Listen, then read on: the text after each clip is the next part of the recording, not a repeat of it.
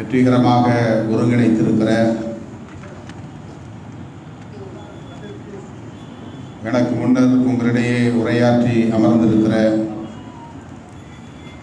கட்சியின் துணை பொதுச் செயலாளர் தம்பி வன்னியரசு அவர்களே,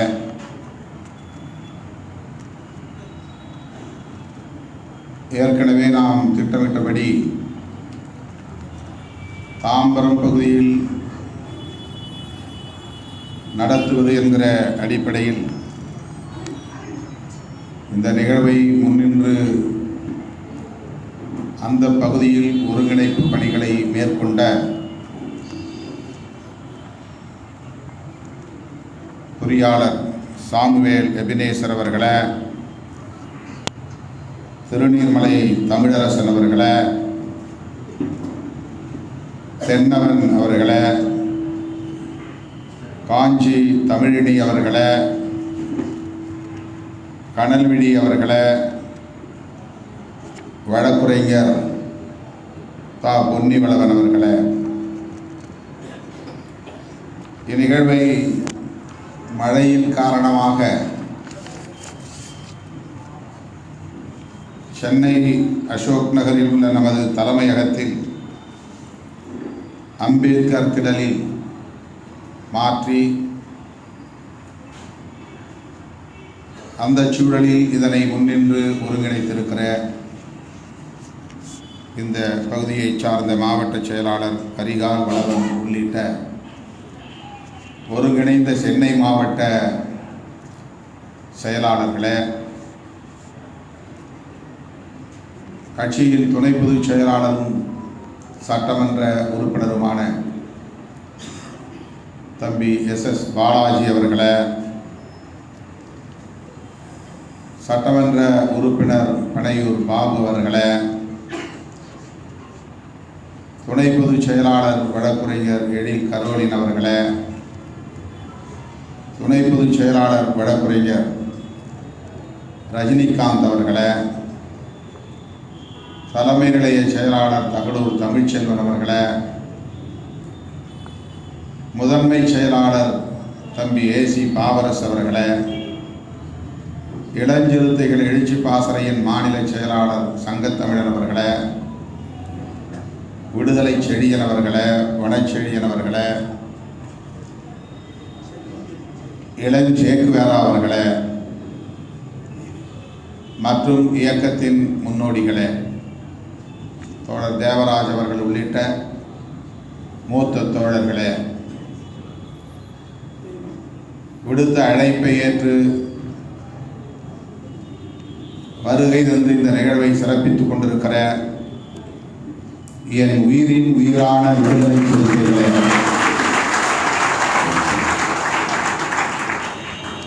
உங்கள் அனைவருக்கும் என்னுடைய பணிவார்ந்த வணக்கத்தை தெரிவித்துக் கொள்கிறேன். பெயர்கள் விடுபட்டிருந்தால் பொறுத்தருட வேண்டுகிறேன்.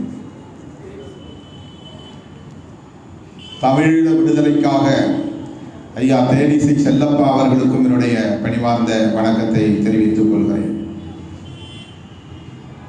தமிழீழ விடுதலைக்காக தமது இன்னுயிரை ஈகம் செய்த மாவீரர்களை நினைவு கூர்ந்து அவர்களுக்கு வீர வணக்கம் செலுத்துகிற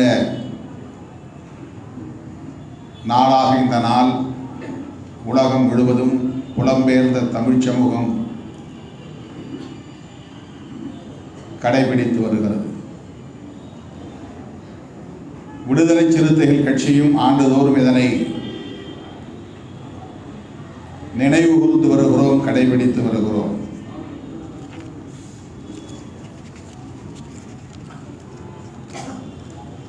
தமிழீழ விடுதலைக்காக சிங்கள பௌத்த பேரினவாத சக்திகளை எதிர்த்து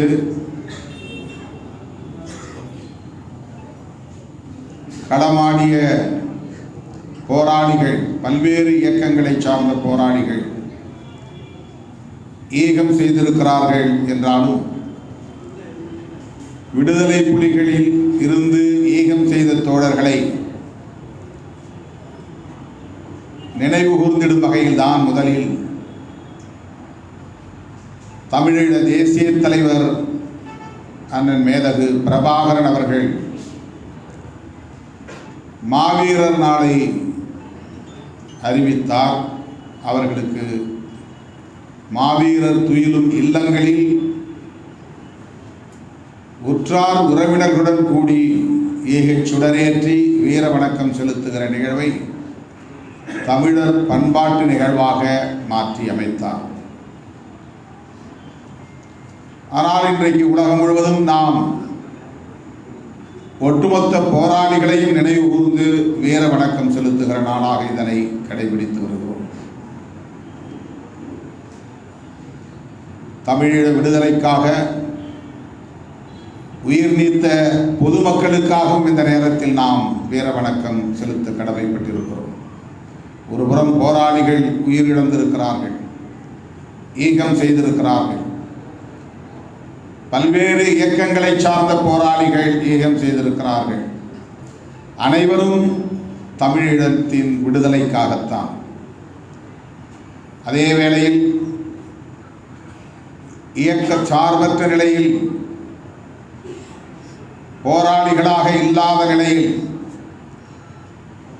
தமிழ் சொந்தங்களும் பல்லாயிரக்கணக்கில் பலியாகி இருக்கிறார்கள், ஈகம் செய்திருக்கிறார்கள்.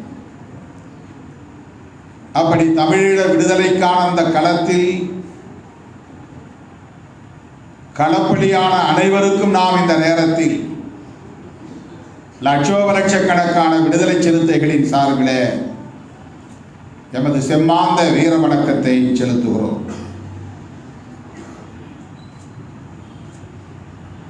மக்களும் பலியாகிறார்கள், போராளிகளும் பலியாகிறார்கள் என்கிற போது ஒவ்வொரு நாளும் ஒவ்வொரு குடும்பத்திலும் ஒரு பலி, துக்கம், சோகம், ஒட்டுமொத்த ஈழ தேசமே இப்படி ஒவ்வொரு நாளும் யுத்த களமாக மாறி இருக்கிற சூழலில் மக்களுக்கும் யுத்தத்திற்கும் இடையிலே இடைவெளி ஏற்பட்டு விடாமல் மக்களோடு போராளிகள் இணைந்தே நிற்க வேண்டும் என்கிற தொலைநோக்கு பார்வையோடு, பண்பாட்டு புரிதலோடு மேதகு அண்ணன் பிரபாகரன் அவர்கள் கண்டறிந்த ஒரு உத்தி தான் மாவீரர் நாள் என்பதாகும். போராடுவது மட்டும் ஒரு போராளியின் கடமை அல்ல. எத்தகைய நடவடிக்கையாக இருந்தாலும் அது மக்களோடு தொடர்புடையதாகவே இருக்க வேண்டும். மக்களிடமிருந்து அந்நியப்படுத்தப்படுவதாக அமைந்துவிடக்கூடாது. சாதாரணமாக அறப்போராட்டம் நடத்துகிற போது யாராவது கைதானால் கூட குடும்பத்தில் உள்ளவர்கள் யாரோ ஒருவன் கட்சி நடத்துகிறானாம், என் வீட்டு பிள்ளைகளும் இதிலே பாழாகிவிட்டார்கள், பாழாகி போனார்கள், போலீஸ் வந்து அவனை கைது செய்து கொண்டு போய்விட்டது என்று மக்கள் வருந்துவதை நாம் பார்க்கிறோம். மக்களிடம் உள்ள இயல்பான போக்கு அது. ஒரு பாதிப்பை எளிதாக ஏற்றுக்கொள்ள முடியாது. விடுதலை சிறுத்தைகள் இங்கே அறவழியில் போராட்டங்களை முன்னெடுக்கிறது. அப்படிப்பட்ட போராட்டங்களை சில நேரங்களில் நாம் சட்டத்தை மீறுவதற்குரிய சூழலை எதிர்கொள்கிறோம். அனுமதி தரமாட்டார்கள். அனுமதி மறுத்த நிலையில் நாம் போராடுகிறோம். காவல்துறை கைது செய்கிறது, சிறைப்படுத்துகிறது, குண்டர் தடுப்பு சட்டத்தில் தடுப்பு காவலில் வைக்கிறார்கள். அப்போது அந்த இளைஞரின் குடும்பத்தை சார்ந்தவர்கள் எவ்வளவு துயரத்திற்கு ஆளாகிறார்கள் என்பதை நாம் பார்க்கிறோம். யாரோ ஒருவன் கட்சி நடத்துகிறான், அவன் ஏதோ போராட்டம் நடத்துகிறான், அதனால் என் குடும்பத்தில் என் பிள்ளை கைது செய்யப்பட்டிருக்கிறான் என்று எண்ணுகிற அந்த இளைஞனின் பெற்றோர் உள்ளம் துயரப்படுகிற போது அதற்கு ஆற்றுப்படுத்துகிற எதிர்வினை ஆற்ற வேண்டிய பொறுப்பு இயக்கத்திற்கு உண்டு. அந்த குடும்பத்தினரை சந்திக்க வேண்டும், அந்த குடும்பத்தினருக்கு ஆறுதல் சொல்ல வேண்டும். சிறைப்படுத்தப்பட்டவனை மீட்பதற்கு சட்டப்பூர்வமான நடவடிக்கைகளை மேற்கொள்கிறோம் என்பதை செய்தாக வேண்டும். கைது நடவடிக்கைகளை கண்டிக்க வேண்டும். ஒருவரை கைது செய்தால் 1000 பேர் வீதிக்கு வருவோம் என்கிற நிலையை ஏற்படுத்த வேண்டும். இதுதான் ஒரு இயக்கம் மக்களோடு இணைந்து பிணைந்து நிற்கிற உத்தி. இது அறவழி போராட்ட களத்தில். அங்கே விடுதலை யுத்தம், ஆயுத போராட்டம், கைது சிறை என்பதல்ல, காயம், ஊனம், மரணம் என்று வீட்டுக்கு வீடு பெரும் துயரம். அப்படி வீட்டுக்கு வீடு பெரும் துயரம் சூழுகிற போது அந்த மக்களை ஆற்றுப்படுத்துவதற்கு என்ன வழி? அந்த மக்களை யுத்தக்களத்திலே இணைப்பதற்கு என்ன வழி? அப்படி ஈகம் செய்தவர்களின் குடும்பத்திற்கு எத்தகைய அரசியல் புரிதலை ஏற்படுத்துவது என்கிற கேள்விக்கு விடைதான் மேதகு பிரபாகரன் அவர்கள் கண்டறிந்த இந்த பண்பாட்டு உத்தி.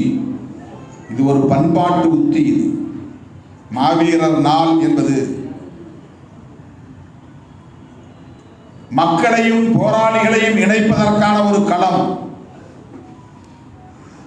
பாதிக்கப்பட்ட மக்களை ஆற்றுப்படுத்துவதற்கான ஒரு உத்தி.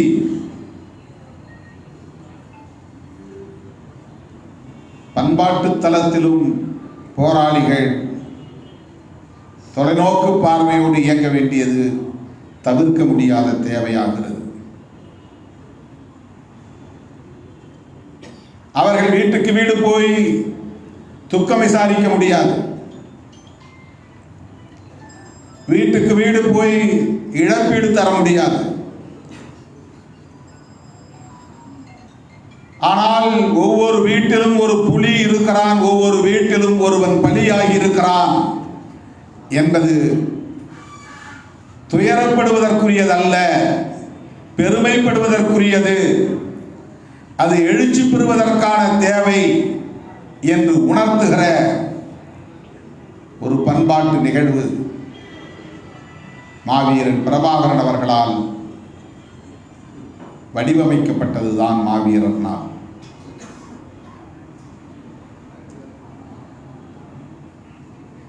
முதலாக விடுதலை புலிகள் இயக்கத்தில் சங்கர் என்கிற இளைஞர்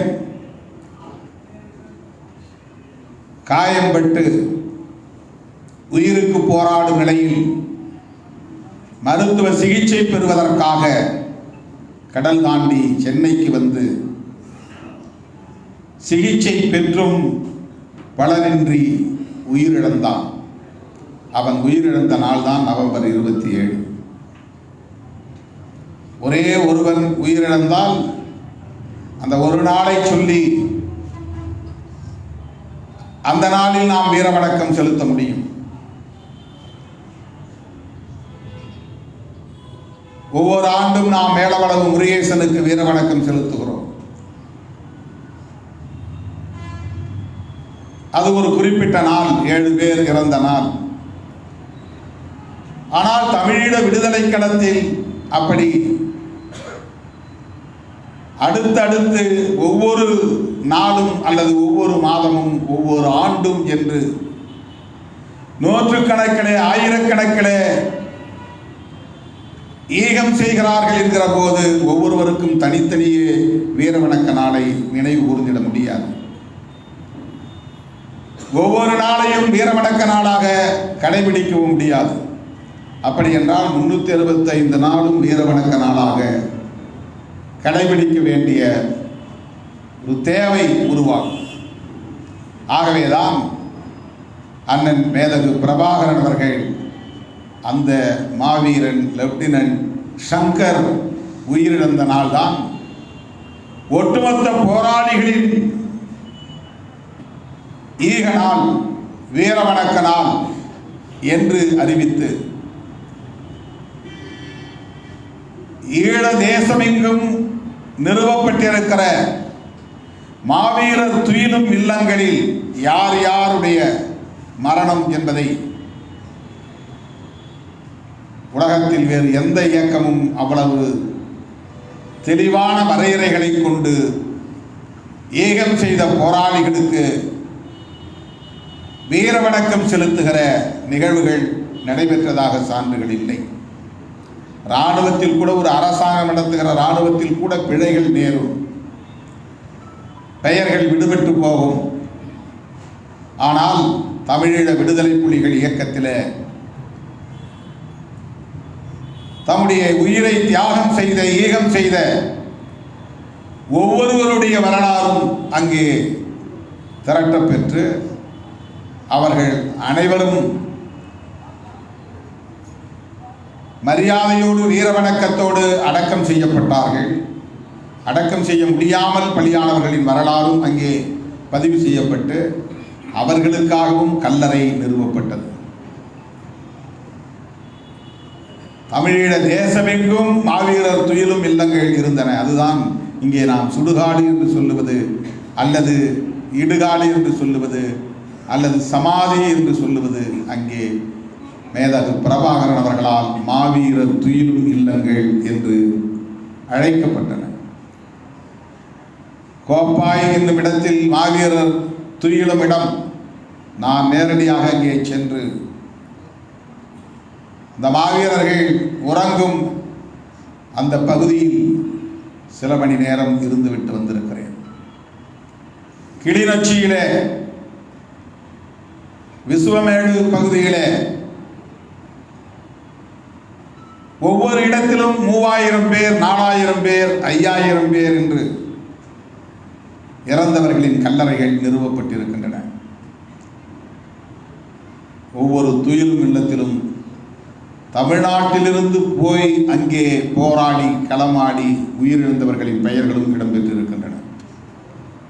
தமிழ்நாட்டில் உள்ள அந்த குக்கிராமத்தின் பெயரோடு போராளியின் பெயரும் இணைக்கப் பெற்று அவன் பிறப்பு தெரியாது, இறந்த நாள் குறிக்கப்பெற்று கல்லறைகள் அங்கே நிறுவப்பெற்றிருக்கின்றன.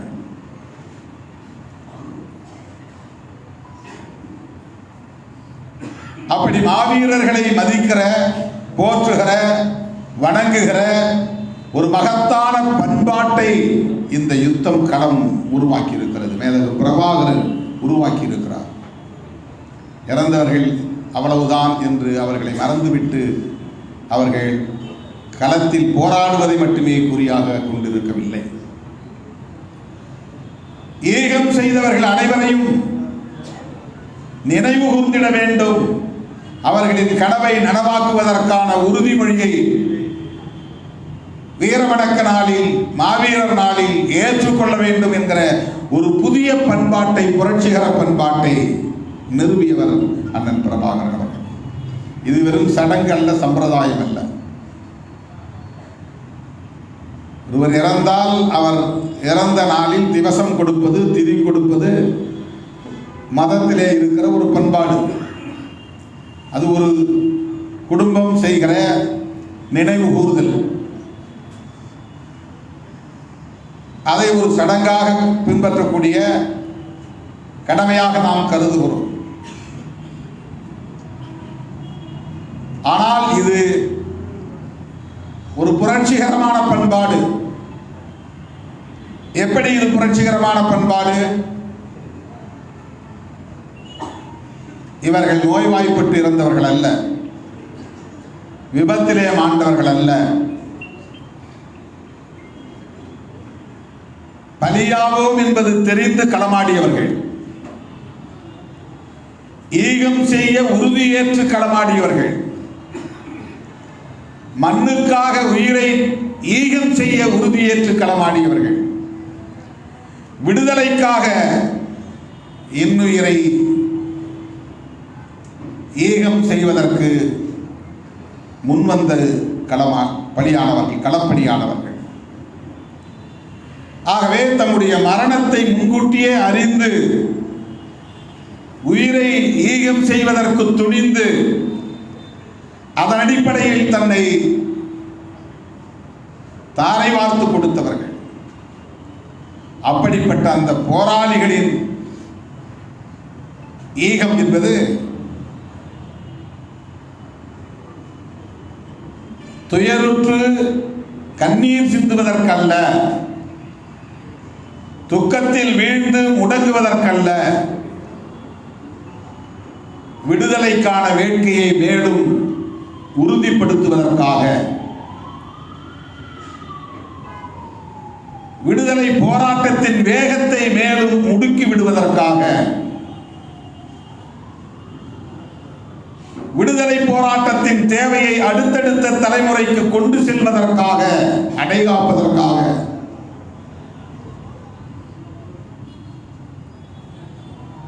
ஆகவே இந்த பண்பாடு புரட்சிகர பண்பாடு, மக்களுக்கான பண்பாடு. விசுவமேடு என்கிற அந்த மாவீரர் துயிலும் இல்லம் நிகழ்விலே 2004ஆம் ஆண்டு இதே நவம்பர் 27ஆம் நாள் இதே வேளையில் நான் அந்த போராளிகளோடு பொதுமக்களோடு வீர வணக்கம் செலுத்துகிற நிகழ்வில் பங்கேற்றேன். அந்த துயிலும் இல்லத்தில் மட்டும் 4000 கல்லறைகள் இருந்தன. ஒவ்வொரு கல்லறையிலும் அந்த குடும்பத்தை சார்ந்தவர்கள் வந்து நின்றார்கள். ஒவ்வொரு கல்லறையின் முன்பும் விளக்கேற்றி வைத்து காத்து நின்றார்கள். மாவீரர் துயிலும் இல்லத்தில் ஒரு பொது இடம், ஒரு சிறு மேடை. அங்கே புலிகள் இயக்கத்தின் தளபதிகளில் ஒருவர் வந்து நிற்பார். அவர் அந்த இடத்திலே நிறுவப்பட்டிருக்கிற ஈகச் சுடரை ஏற்றுகிறார். எல்லோரும் ஈகச் சுடரை அவரவர் குடும்ப உறுப்பினரை நினைவு கூர்ந்து, இந்த போராளிகளை நினைவு கூர்ந்து, அவர்களின் ஈகத்தை நினைவு கூர்ந்து ஈகச் சுடரேற்றி அமைதி காத்து அகவணக்கம் செலுத்துகிறார்கள்.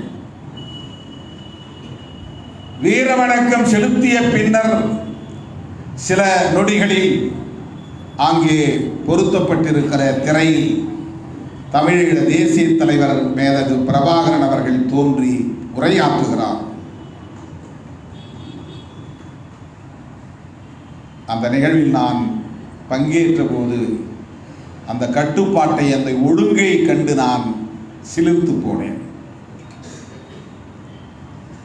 அந்த இடத்தில் மேதகு பிரபாகரன் இல்லை, ஆனால் அங்கே கட்டுப்பாடு இருக்கிறது.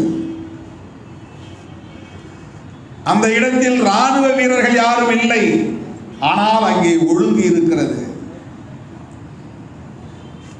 அந்த இடத்தில் காவல்துறையினர் யாரும் இல்லை, ஆனால் அங்கே பாதுகாப்பு உணர்வு மேலோங்கி இருக்கிறது. மாவீரர் துயிலும் இல்லங்களை சுற்றி புலிகள் தங்களை வெளிச்சப்படுத்திக் கொள்ளாத இடங்களில் நின்று பாதுகாப்பு தருகிறார்கள். பொதுமக்கள் சாறை சாறையாக வந்து அவரவர் கல்லறைக்கு அருகே வந்து நிற்கிறார்கள். கண்கொள்ளா காட்சியாக அது இருக்கிறது. ஒரு துயரத்தை எவ்வளவு பெரிய புரட்சிகரமான பண்பாடாக ஒரு தலைவர் மாற்றி இருக்கிறார் என்பதை கண்டு நான் வியந்து போனேன். எவ்வளவு பெரிய துயரம்,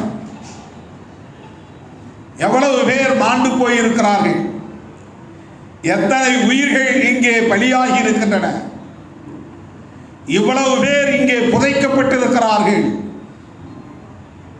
ஒவ்வொரு குடும்பத்திலும் இழவு. அவர்கள் இதை எதிர்மறையாக பார்க்கவில்லை. இப்படி ஒரு இயக்கம் இருப்பதால் தான் என் வீட்டு பிள்ளைகள் இப்படி மரித்து போனார்கள், இவ்வளவு பேர் மாண்டு போனார்கள். இந்த சுடுகாட்டிலே போய் நிற்கிற போது 4000 கல்லறைகள் இருக்கிற இடத்தை பார்க்கிற போது அவ்வளவு பேரும் இயற்கை மரணம் அடைந்தவர்கள் அல்ல, வீர மரணம் அடைந்தவர்கள். ஒரு இயக்கத்திற்கு எதிராக மக்கள் சிந்திக்கவில்லை. அந்த இயக்க தலைவனை எதிராக பார்க்கவில்லை. இவ்வளவு பெரிய பலி, உயிர் இழப்பு தேவையற்றது என்கிற புலம்பல் இல்லை. இந்த மக்களிடத்திலே நம்பிக்கை மேலோங்கி இருந்தது. நமக்கென்று ஒரு தலைவன் இருக்கிறான். எத்தனை ஆயிரம் பேர் உயிரிழந்தாலும் நமக்கென்று ஒரு தேசம் பிறக்கும், விடுதலை கிடைக்கும் என்கிற அந்த உறுதிப்பாடு அவர்களிடத்திலே மேலோங்கி இருந்தது. அவர்கள் அங்கே கண்ணீர் கொட்டினார்கள் என்றாலும் கூட அது உறுதியான நம்பிக்கையோடு உதிர்ந்த கண்ணீர் பூக்கள். இந்த மாவீரர்களுக்கு வீரவணக்கம் செலுத்துகிற கண்ணீர் பூக்கள்.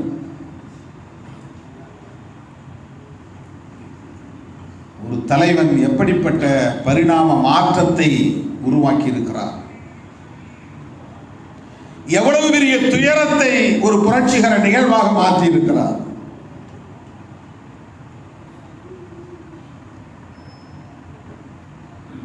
உள்ளபடியே இதை நாம்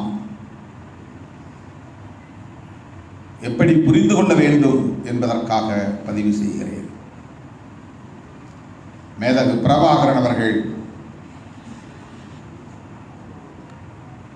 உலகின் கவனத்தை ஈர்க்கக்கூடிய ஒரு மாமனிதராக, புரட்சியாளராக தன்னைத்தானே செதுக்கிக் கொண்டவர்.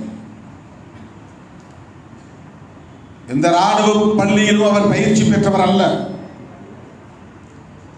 அப்படி ஒரு பாரம்பரியம் உள்ள குடும்பத்தில் தோன்றியவரும் அல்ல. அந்த மண்ணிலே சராசரி இளைஞர்களைப் போல விளையாடி திரிந்தவர் தான்.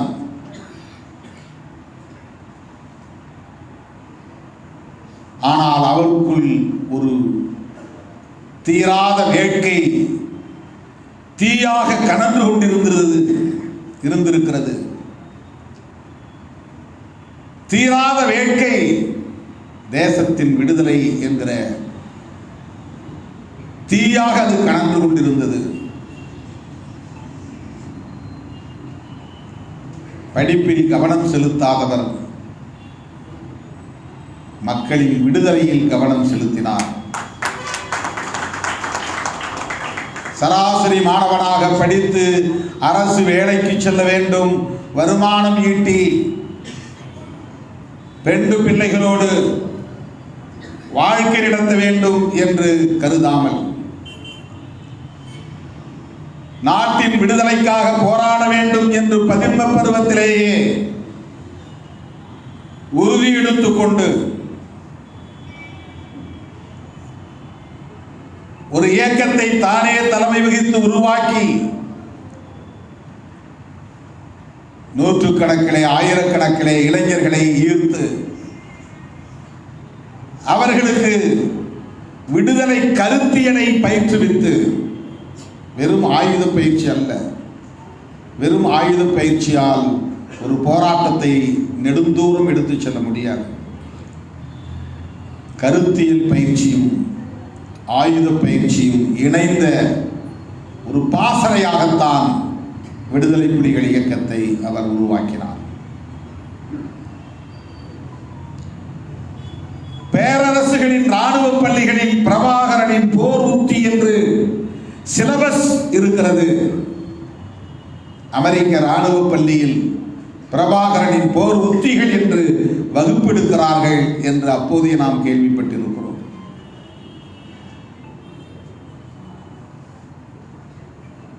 ஒரு நோக்கத்தை நாம் முடிவெடுத்து அந்த நோக்கத்தை நிறைவேற்ற வேண்டும் என்கிற களத்தை அமைத்து அதில் உறுதியாக நின்றால் சாதிக்க முடியும் என்பதற்கு மேதகு பிரபாகரன் ஒரு சாட்சி. உலகில் எத்தனையோ பல புரட்சியாளர்களை நாம் பார்க்கிறோம். அவர்களுக்கெல்லாம் ஒரு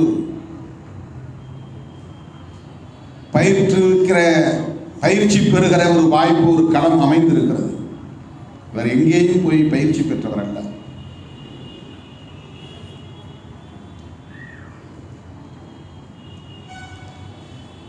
பல யுத்த களங்களில் அமெரிக்க ராணுவமே புலிகளை சிங்கள ராணுவத்தினரோடு இணைந்து மோதி இருக்கிறது. ஆணையரவு யுத்தத்திலே புலிகளை எதிர்த்து நின்ற சிங்கள படையினரோடு அமெரிக்க படையினரும் இருந்தார்கள் என்பது வரலாறு. ஆனால் புலிகளே வென்றார்கள் என்பதும் வரலாறு.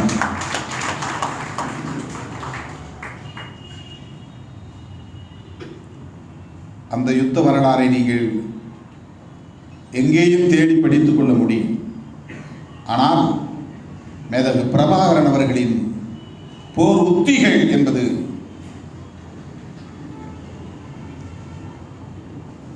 அவ்வளவு எளிதாக எல்லோராலும் விவரிக்கப்படுவதில்லை. அவருடைய போர் உத்திகள் என்பவை மக்களோடு இணைந்து போராடுகிற உத்திகள் தான். மக்களையும் போராளிகளாக பரிணாமம் பெற செய்வதுதான் அவருடைய உத்தி. அதுதான் போற்றுதலுக்குரியது. பொதுவாக ஆயுதம் ஏந்துகிற அமைப்பு ஒரு குழுவாக அப்படியே மக்களிடமிருந்து தனிமைப்பட்டு போவார்கள். தமிழ்நாட்டில் அப்படி பல ஆயுத குழுக்கள் தோன்றி அழிக்கப்பட்டு விட்டன. ஆந்திரா, தெலுங்கானா பகுதிகளில் அப்படி ஆயுத குழுக்கள் தோன்றி அழிக்கப்பட்டு இருக்கின்றன. இன்னும் பலர் தலைமறைவாக இருக்கிறார்கள். மேற்கு வங்கத்திலும் ஆயுத குழுக்கள் தோன்றி அழிக்கப்பட்டிருக்கின்றன.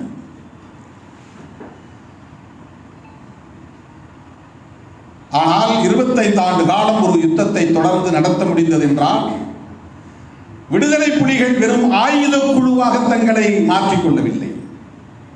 ஒரு டீம், அதில் ஒரு 1000 பேர் போராளிகள் அல்லது 10,000 பேர் போராளிகள், அவர்களுக்கு பயிற்சி அளிக்கப்பட்டிருக்கிறது. கொரில்லா முறையில் யுத்தம் நடத்துகிறார்கள், எதிரிகளை வேட்டையாடுகிறார்கள், ஆங்காங்கே திடுமென குண்டுகள் வெடிக்கின்றன, அவர்கள் பலியிடப்படுகிறார்கள் அல்லது பழிவாங்கப்படுகிறார்கள். இப்படி அல்ல இந்த யுத்தம். ஒவ்வொரு குடும்பமும் தன்னை விடுதலை புலியாய் கருதக்கூடிய அளவுக்கு அங்கே மக்களோடு இணைந்து பணியாற்றிய ஒரு உத்தி தான் மேதகு பிரபாகரன் அவர்களின் உத்தி. தமிழிடத்தில் வாழ்ந்த தமிழ் குடும்பம் ஒவ்வொருவரும் நானும் இயக்கம்தான் என்று சொல்லக்கூடிய அளவுக்கு அவர்களை கருத்தியல் ரீதியாக பயிற்றுவித்தார். எங்கள் குடும்பத்திலும் ஒரு போராளி உண்டு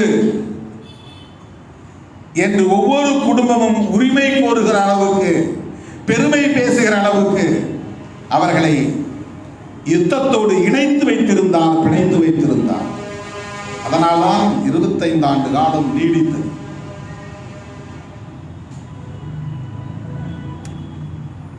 கடைசியில் அந்த யுத்தம்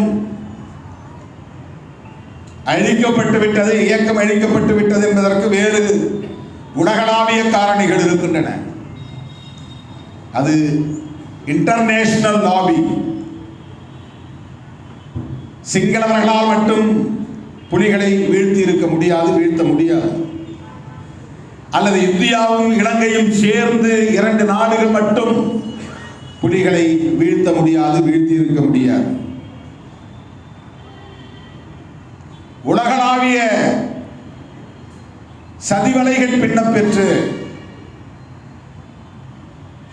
அமெரிக்காவை ஆதரிக்கக்கூடிய பல்வேறு வல்லரசுகளும் இதிலே தலையிட்டு தொடர்ச்சியாக மேற்கொள்ளப்பட்டு வந்த முயற்சிகளின் விளைவாகத்தான் அங்கே விடுதலை யுத்தம் முறியடிக்கப்பட்டது. சொல்ல போனால் விடுதலை புலிகள் ஏற்கனவே வெற்றி பெற்று விட்டார்கள். சிங்களவர்களின் கைகளில் இருந்து புலிகளை எதிர்க்கும் யுத்தம் மாறி போய்விட்டது. முடிவெடுக்கக்கூடிய அதிகாரம் அவர்களின் கைகளில் இல்லை என்கிற நிலை எப்போதே உருவாகிவிட்டது. அதனால்தான் இந்தியாவிலே தலையிட முடிந்தது. உலக நாடுகள் தலையிட்டன. தமிழீழ விடுதலை போராட்டத்தை வெறும் மொழி சார்ந்த, இனம் சார்ந்த பிரச்சனையாக பாராமல்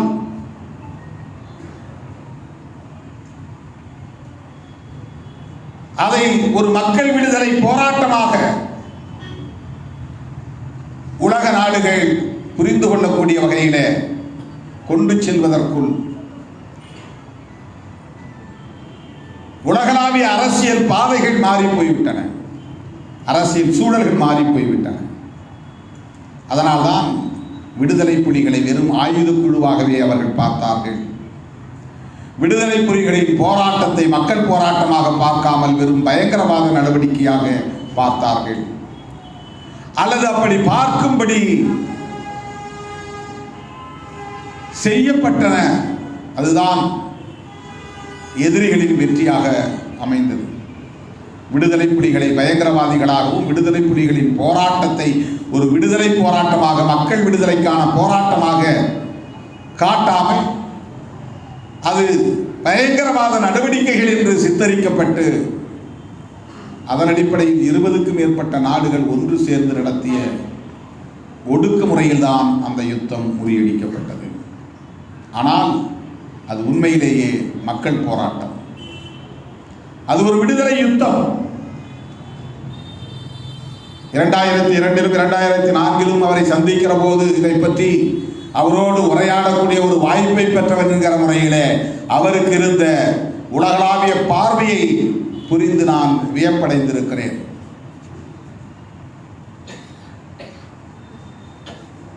தனிப்பட்ட முறையிலே என் மீது அவர் கொண்டிருந்த நம்பிக்கையை நான் எண்ணி பார்க்கிறேன், பற்றுதலை நான் எண்ணி பார்க்கிறேன். சத்தியமூர்த்தி என்கிற சேரலாதனிடத்தில் எல்லோரும் தளபதிகள் எல்லாம் கூடியிருந்த போது அவர் நகைச்சுவை ததும்ப பேசக்கூடியவர், ஒரு யுத்த களத்திலே இருக்கிற போராளி. அவரிடத்திலே மேலோங்கி இருந்த அந்த ஹியூமரஸ் அப்ரோச், நகைச்சுவை ததும்ப பேசுகிற அணுகுமுறை வியப்பை அளிக்கக்கூடியதாக இருந்தது. அப்படிப்பட்ட அவர் யுத்த களத்திலே நிற்கிறோம், நெருப்பு களத்திலே நிற்கிறோம், எந்த நேரத்திலும் எதுவும் நடக்கலாம் என்கிற பீதியில் இருக்கிறோம் என்கிற உணர்வே இல்லாமல் மிக இயல்பாக எங்களோடு அவர் அளவலாவினார், நகைச்சுவை ததும்ப உரையாடினார். அப்போது சேரலாதனிடம் சொன்னார், இவர் நம்மோடு இருந்திருந்தால் ஒரு படையணியின் தளபதியாக இருந்திருப்பார் என்று சொன்னார். என் தோளில் கை போட்டுக்கொண்டே சொன்னார். நாங்கள் உரையாடியதில் இருந்து எனக்குள்ள ஈடுபாட்டையும் அவர் உணர்ந்து அதை சொன்னார். எங்கள் படையிலேயே உங்கள் பெயரில் ஒரு அணியை நான் உருவாக்கி இருக்கிறேன் என்று சொன்னார்.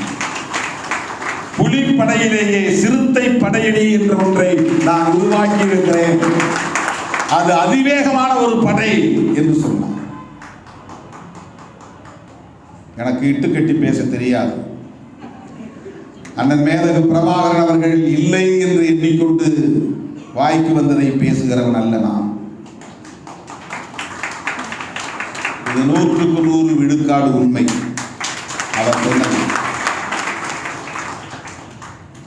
இன்றைக்கும் உயிரோடு இருக்கிறார் நம்முடைய கவிஞர், வாணியம்பாடி கவிஞர் அப்துல் காதர்.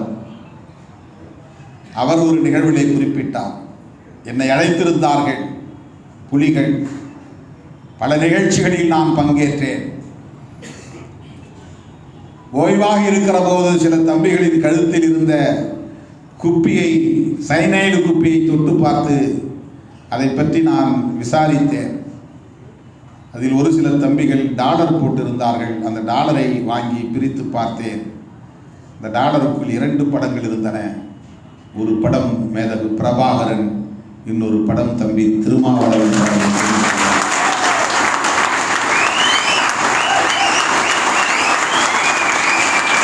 புலிகளின் கழுத்தில் தொங்கிய டாலருக்குள்ளே பிரபாகரன் படமும் திருமாவளவன் படமும் இருந்ததை பார்த்து நான் அதிர்ச்சி அடைந்தேன் என்று நம்முடைய கவிஞர் அப்துல் காதர் அவர்கள் பேசியது இன்னும் பதிவில் இருக்கிறது.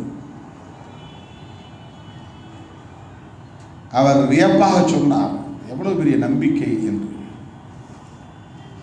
சேரலாதன் என்னை அழைத்துக் கொண்டு தளபதி சூசை அவர்களை சந்திப்பதற்காக போன போது சூசை கடலோர கரையில் ஒரு தனி மரம், ஒற்றை மரத்தின் கீழே அமர்ந்திருந்தார். நாங்கள் 3 மணி நேரம் தாமதமாக போனதால் அவர் எழுந்து ஆத்திரத்தோடு சேரலாதனை கடிந்து கொண்டார். இவ்வளவு தாமதமாக ஏன் வந்தீர்கள் என்று அவர் விளக்கம் சொன்னார். ஆனாலும் ஏற்றுக்கொள்ளவில்லை. அப்போது எங்களுக்கென்று தமிழ்நாட்டில் ஒரு பெரிய ஆதரவு படை உண்டு என்றால் அது சிறுத்தை படைதான். உங்கள் மீது எங்கள் தலைவர் மிகப்பெரிய நம்பிக்கை வைத்திருக்கிறார், பற்றுதலை வைத்திருக்கிறார். இளையண்ணன் தளபதி சூசை அவர்கள் எங்களிடத்தில் சொன்னார். அன்று இரவு அதையெல்லாம் முடித்துக் கொண்டு நாங்கள் தங்குவதற்காக ஒரு இடத்திற்கு அழைத்து போகிறார் சேரலாதன். நள்ளிரவு நேரம். அங்கே ஏராளமான இளைஞர்களும் இளம்பெண்களும் விழித்துக் கொண்டிருந்தார்கள், பயிற்சி எடுத்துக் கொண்டிருந்தார்கள். இசை பயிற்சி, பறை பயிற்சி. நான் போனதும் இளைஞர்கள் ஓடி வந்து என்னை கட்டிப்பிடித்துக் கொண்டு நலம் விசாரித்தார்கள். அதிலே ஒரு பெண்மணி எங்களுக்கு வகுப்பெடுக்கிற போது அண்ணன் உங்களை பற்றி பேசியிருக்கிறார், உங்கள் பெயரை உச்சரித்திருக்கிறார் என்று எனக்கு மிகவும் வியப்பாக இருந்தது. ஏன் இதை குறிப்பிடுகிறேன், மறுபடியும் பதிவு செய்கிறேன் என்று சொன்னால், தமிழ்நாட்டில் திருமாவளவனை சாதி முத்திரையோடு பார்க்கிற சூழலில் ஒரு குறிப்பிட்ட சாதிக்கான தலைவர் என்று ஓரங்கட்டுகிற சூழலில் என்னை தமிழர்களுக்கான ஒரு தலைவர், ஒரு இளைஞன் என்று அடையாளம் கண்டவர் மேதகு பிரபாகரன் அவர்கள். இந்த நன்றி பெருக்கோடு இதை உங்கள் முன்னால் நான் பதிவு செய்கிறேன். முதலில் A9 பாதை திறந்துவிட்ட போது 2002 மானுடத்தின் தமிழ்கூடல் மாநாடு யாழ்ப்பாணத்திலே நடைபெற்ற போது தமிழ்நாட்டில் இருந்து யார் யாரையெல்லாம் அழைப்பது என்று முடிவெடுத்த போது இதை பற்றி சொன்னார். நாங்கள் முடிவெடுத்த போது கவிஞர் ரத்தினதுரை சொன்னார். புதுவை ரத்தினதுரை, புதுக்குடியிருப்பு.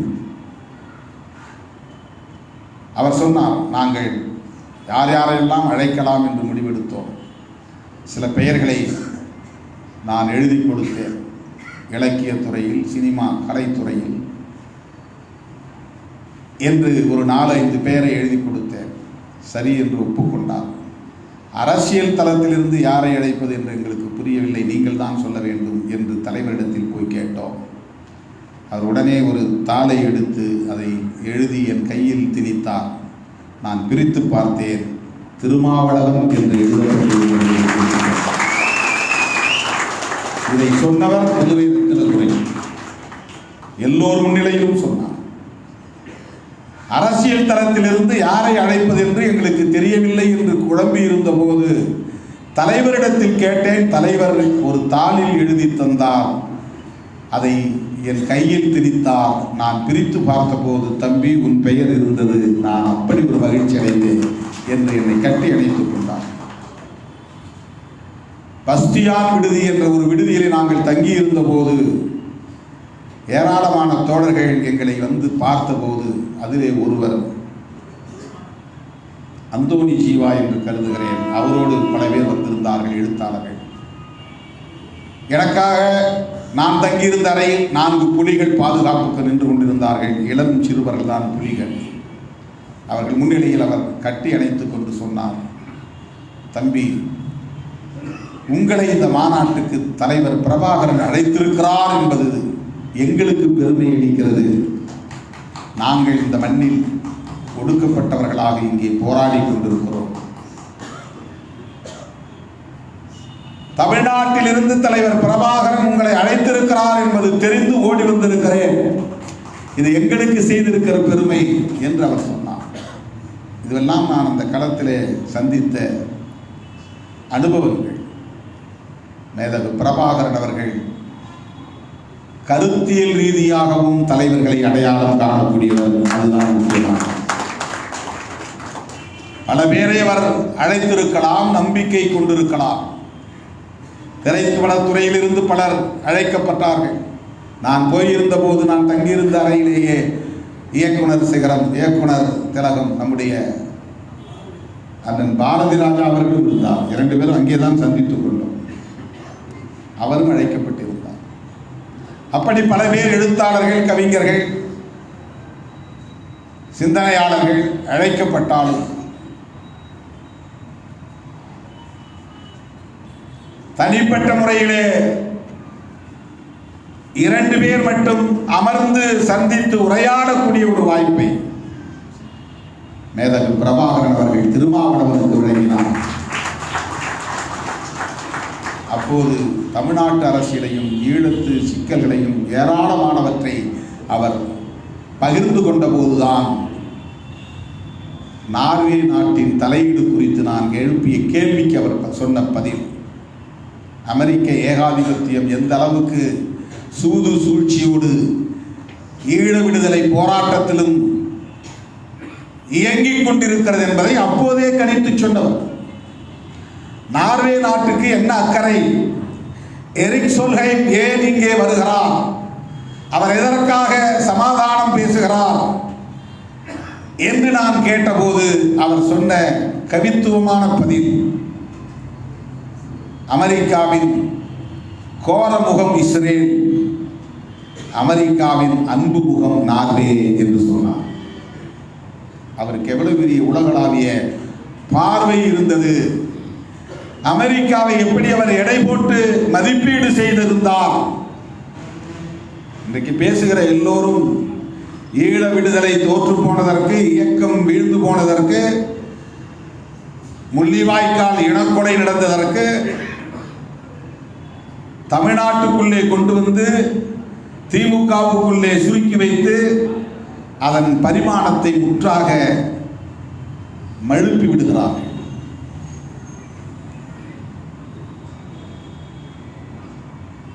மேதகு பிரபாகரன் அவர்களின் பார்வை எங்கே? அதை பற்றி பேசுகிற நம்மவர்களின் பார்வை எங்கே? அப்பேற்பட்ட அந்த இனப்படுகொலையையும் தம்முடைய அரசியல் பகையை தீர்த்துக் கொள்வதற்காக தமிழ்நாட்டில் எல்லோரும் அரசியல் செய்தார்களே தவிர உண்மையை மக்களுக்கு எடுத்துச் சொல்லவில்லை, இன்றைக்கும் சொல்லவில்லை. ஈழ விடுதலை போராட்டம் முறியடிக்கப்பட்டதற்கு எது காரணம் என்பதை சரியாக மக்களிடத்தில் சொல்லாமல் அடுத்த கட்டத்தை நோக்கி நகர முடியாது. இந்தியாவின் பங்களிப்பு என்ன? உலக நாடுகள் இதிலே எந்தெந்த நாடுகள் தலையிட்டன? அதிலே அமெரிக்காவின் அடிவருடி நாடுகள் எவை எவை? இரட்டை கோபுரம் இடிக்கப்பட்டதற்கும் உலக சூழல் மாறியதற்கும் என்ன தொடர்பு? அதன் பிறகு ஈழச்சிக்கல் எவ்வாறு பார்க்கப்பட்டது உலகத்தின் பார்வையில்? இவையெல்லாம் ஈழ விடுதலையில் அக்கறையுள்ள ஒவ்வொருவரும் அறிந்து கொள்ள வேண்டிய அவசியமான வரலாறு. இதையெல்லாம் பேசாமல் காங்கிரஸ் தான் காரணம், காங்கிரஸோடு கூட்டணி வைத்திருந்த திமுக தான் காரணம், காங்கிரஸ் திமுகவும் இடம்பெற்றிருந்த கூட்டணியில் அங்கம் வகித்த விடுதலை சிறுத்தைகள் தான் காரணம் என்று யாராவது பேசினால் அவர்கள் அற்பர்கள், தங்களின் அரசியல் லாபங்களுக்காக அரசியல் பேசக்கூடியவர்கள். இந்த பிரச்சனையில் ஈழ விடுதலை போராட்டம் முறியடிக்கப்பட்டதில்,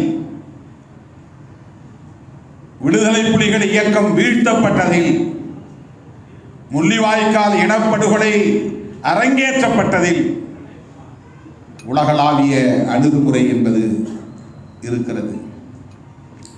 உலக நாடுகளின் தலையீடுகள் இருக்கின்றன.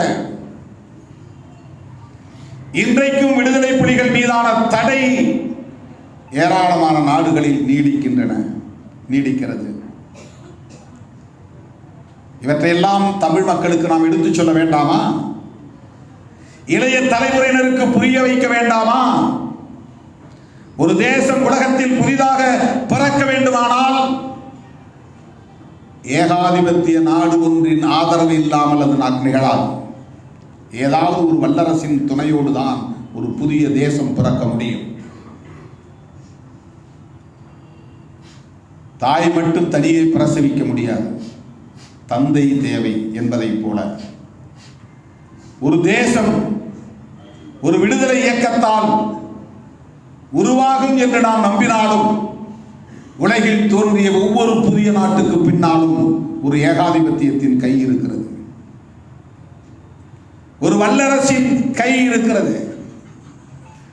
உலகம் முழுவதும் விடுதலை இயக்கங்கள் வீழ்த்தப்பட்ட வரலாற்றின் பின்னணியில் ஒரு ஏகாதிபத்தியம் இருக்கிறது, அல்லது பல ஏகாதிபத்திய நாடுகளின் சதித்திட்டங்கள் இருக்கின்றன. ஆக வல்லரசுகளின் துணை இல்லாமல் ஒரு புதிய நாட்டை உருவாக்கிவிட முடியுமா என்றால் முடியவே முடியாது. இந்த வரலாற்று உண்மையை முதலில் தமிழ் இளைஞர்களுக்கு நாம் சொல்லித்தர வேண்டும். நாம் இங்கே முழக்கம் எழுப்பினோம், வென்றெடுப்போம் வென்றெடுப்போம் தமிழ் ஈழத்தை வென்றெடுப்போம் என்று. அது வெற்று முழக்கமாக போய்விடும்.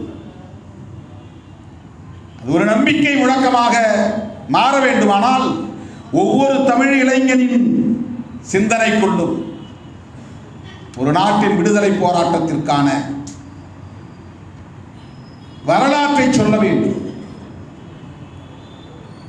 வழிமுறைகளை சொல்ல வேண்டும், வல்லரசுகளின் பங்களிப்பை சொல்ல வேண்டும். வெற்றி பெற்ற நாடுகளின் வரலாறும் வீழ்ச்சியடைந்த போராட்ட வரலாறும் ஒவ்வொருவருக்கும் தெரிந்தாக வேண்டும். நம்மூர் அரசியலுக்காக, உள்ளூர் அரசியலுக்காக யாரோ ஒருவர் மீது பழி போட்டுவிட்டு தமிழ் இளைஞர்களை நாம் முனைமெடுக்க செய்யக்கூடாது. அவர்களின் போர்க்குணத்தை நீர்த்து போக செய்யக்கூடாது. அதை வெறுப்பு அரசியலாக மாற்றிவிடக்கூடாது. நமக்கு திமுகவுக்கு எதிரான விமர்சனங்களில் ஒன்றும் பெரிய கவலை இல்லை, அதை திமுக பார்த்துக் கொள்ளும், அது வேறு.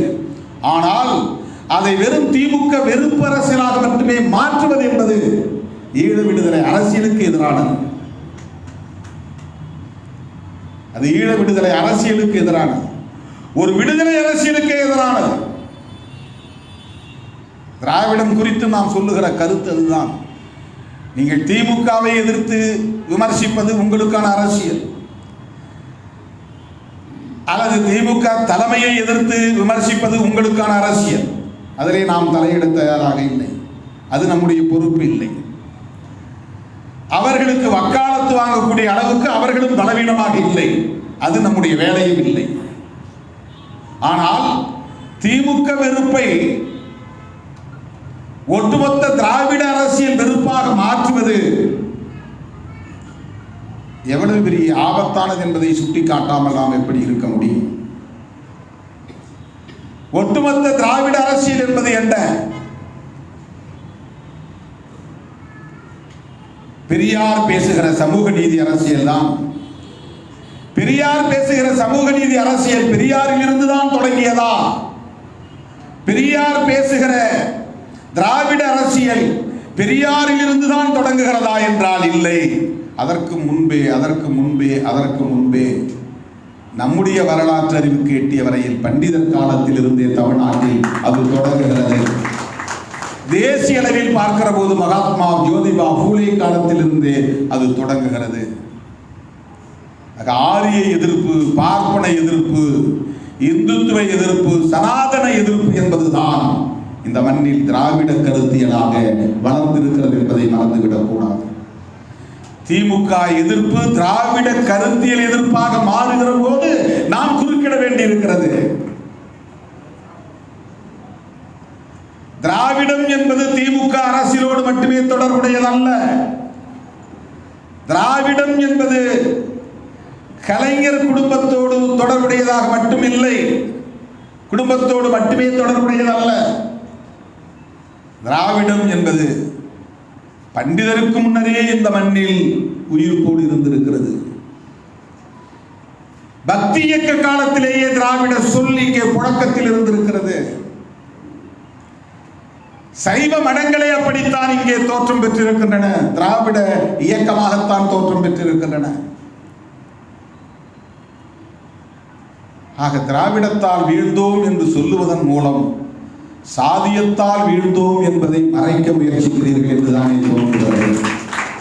திராவிடத்தால் வீழ்ந்தோம் என்று சொல்லுவதன் மூலம் ஆரியத்தால் வீழ்ந்தோம் என்று கூறிய பண்டிதரின் கருத்தியலை மூடி மறைப்பதாகத்தானே தோன்றுகிறது. தென்னகத்தில் தான் திராவிடம் சரி, வட இந்தியாவில் திராவிடம் இல்லை. தென்னகத்தில் தான் பெரியார், வட இந்தியாவில் பெரியார் அரசியல் இல்லை. தென்னகத்தில் தான் திமுக, வட இந்தியாவில் திமுக இல்லை. இந்த திராவிட இயக்கங்களால் தான் தமிழர்கள் ஒன்று சேர முடியாமல் வீழ்ந்து போடும் என்று சொன்னால், வட இந்தியாவில் பார்ப்பனர், சத்திரியர், வைசியர், சூத்திரர் என்று பாகுபாடு இருக்கிறதே. சூத்திரர்கள் அடிமைகளாக உழலுகிறார்களே, பஞ்சவர்கள் அங்கே இன்னும் தீட்டுப்படாதவர்களாக, தீண்டப்படாதவர்களாக இருக்கிறார்களே, அவர்கள் எப்படி வீழ்ந்தார்கள்? வட இந்திய மாநிலங்களில் அவர்கள் வீழ்ந்து போனதற்கு எது காரணம்? பெரியார் இயக்கம் காரணமா? உத்தரப்பிரதேசத்தில் சாதிய கொடுமை இல்லையா? மகாராஷ்டிராவில் சாதிய கொடுமைகள் இல்லையா? வர்ண பாகுபாடுகள் இல்லையா? வன்கொடுமைகள் இல்லையா? பெண்களுக்கு எதிரான வன்கொடுமைகள் இல்லையா? மக்கள் ஒற்றுமை இப்படித்தானே சிதைந்தது. வர்ண பாகுபாடுகளால் தானே சிதைந்தது. சாதிய பாகுபாடுகளால் தானே சிதைந்தது. சின்னஞ்சிறு குழுக்களாக சிதறி போயின. இது இந்தியா முழுவதும் இருக்கின்றனவா இல்லையா? வட இந்தியாவில் இவை இன்றும் தொடர்கின்றனவா இல்லையா? அப்படி என்றால் அங்கே அந்த பாகுபாடுகள் நீடித்திருப்பதற்கும் நிலைத்திருப்பதற்கும் திராவிடமா காரணம்? இந்தியா முழுவதும் இது ஒரே பண்பாக இருக்கிறது, ஒரே பண்பாடாக இருக்கிறது. சாதியம் மக்களை கூறு போட்டு உழைக்கிற மக்களை பிளவுபடுத்தி இருக்கிறது. ஆரியத்தால் வீழ்ந்தோம் என்பதுதான் வரலாற்று உண்மை. திராவிடத்தால் பார்ப்பனியத்தை வீழ்த்தினோம் என்பதுதான் தமிழர் வரலாற்று உண்மை. சொல்லிலே வேண்டுமானால் மாறுபாடு இருக்கலாம். திராவிடம் என்பது வேறு, தமிழ் தேசியம் என்பது வேறு என்று சொல்லில் வேறுபாடு இருக்கலாம். அந்த திராவிடம் தான் இந்தியை எதிர்த்தது. இந்தி எதிர்ப்பு என்பது தமிழர்களுக்கானது தானே. தமிழ் மொழியை பாதுகாப்பதற்கான போராட்டம் தானே. திராவிட இயக்கம் தானே இந்தி திணிப்பை எதிர்த்தது. இந்தி திணிப்பை எதிர்ப்பது தமிழ் தேசியத்திற்கு ஆதரவானதா எதிரானதா? மாநில உரிமைகளை கோரியது திராவிட இயக்கங்கள் தானே, பெரியார் இயக்கங்கள் தானே. மாநில உரிமைகள் கோருவது தமிழ் தேசியத்திற்கு எதிரானவையா, தமிழ் தேசியத்திற்கு ஆதரவானவையா? சமஸ்கிருதமயமாதலை எதிர்த்தது பெரியார் இயக்கங்கள் தானே, திராவிட கட்சிகள் தானே. சமஸ்கிருதமயமாதலை எதிர்த்தது தமிழ் தேசியத்திற்கு எதிரானதா, தமிழ் தேசியத்திற்கு ஆதரவானதா? தமிழ் எழுத்துக்களில் சீர்திருத்தம் கொண்டு வந்து எளிமைப்படுத்தியது பெரியார் தானே. அது தமிழ் தேசியத்திற்கு எதிரானதா, தமிழ் தேசியத்திற்கு பகையானதா, ஆதரவானதா?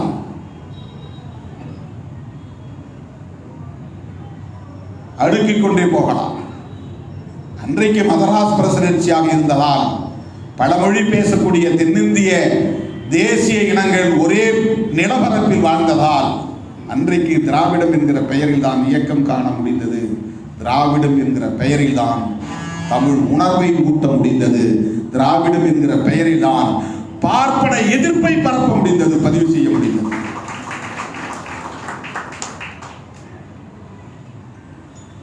ஜோதிபா பூலே ஏன் இப்படி ஒரு போராளியாக மாறினார் என்பதை குறித்து அண்மையிலே ஒரு நூலில் படித்தேன். ஏதோ ஒரு பேரணி, அந்த பேரணியில் தன்னுடைய சக நண்பர்களோடு அவர் நடந்து போகிறார். சக நண்பர்கள் யார் என்றால் பிராமணர்கள். பிராமணர்கள் எல்லாம் நடந்து போகிற ஒரு ஊர்வலத்தில் அவரும் நடந்து போன போது அவர் பிராமணர் இல்லை என்பதை தெரிந்து கொண்ட அந்த இளைஞர்கள், அடே சூத்திர பயலே, நீயும் எங்களோடு சமமாக நடந்து வருகிறாயா என்று அவரை கேலி செய்து அவரை இழிவுபடுத்தி அவரை அந்த ஊர்வலத்தில் இருந்து விரட்டி இடிக்க முயற்சித்திருக்கிறார்கள். இது அவரை காயப்படுத்தி இருக்கிறது. அதனால் அவரை ஆழமாக சிந்திக்க வைத்தது. எங்கெங்கு காணிலும் பார்ப்பன ஆதிக்கமே மேலோங்கி இருக்கிறது என்பதை உணர்ந்து கொண்டவர் பார்ப்பன எதிர்ப்பை தன் வாழ்நாள் கடமையாக அவர் ஏற்றுக்கொண்டார் என்று நாம் அவருடைய வரலாற்று குறிப்பில் இருந்து அறிய முடிகிறது. அவர் ஒரு தலித் அல்ல. வர்ணாசிரம கோட்பாட்டின்படி அவர் ஒரு சூத்திரர் அல்லது பார்ப்பனர் அல்லாதவர்.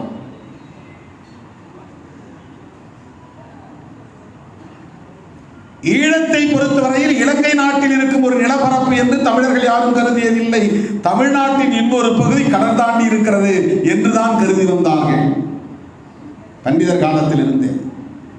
ஈழம் கடல் தாண்டி இலங்கை என்கிற ஒரு தேசத்திலே இருப்பதாக அப்போது தோன்றவில்லை. ஏனென்றால் பிரிட்டிஷார் காலத்தில் இலங்கையும் பிரிட்டிஷ் இந்தியாவோடு இணைந்துதான் இருந்தது. அவருடைய சாம்ராஜ்யம். மதராஸ் பிரசிடென்சி எப்படி அவனுடைய கட்டுப்பாட்டில் இருந்ததோ அப்படி இலங்கை தீவு ஒட்டுமொத்தமாக அவன் கட்டுப்பாட்டில் இருந்தது. ஆகவே அவனை பொறுத்தவரையில் அது ஒரே மாவட்டம் தான். ஒரே மாவட்டம். எது? இலங்கையில் உள்ள யாழ்ப்பாணமும் அந்த வடக்கு கிழக்கு மாகாணங்கள் நம்மை பொறுத்தவரையில் தமிழ் மாவட்டங்களோடு இணைந்தவை. அந்த உணர்வு தான் அப்போது இருந்தது.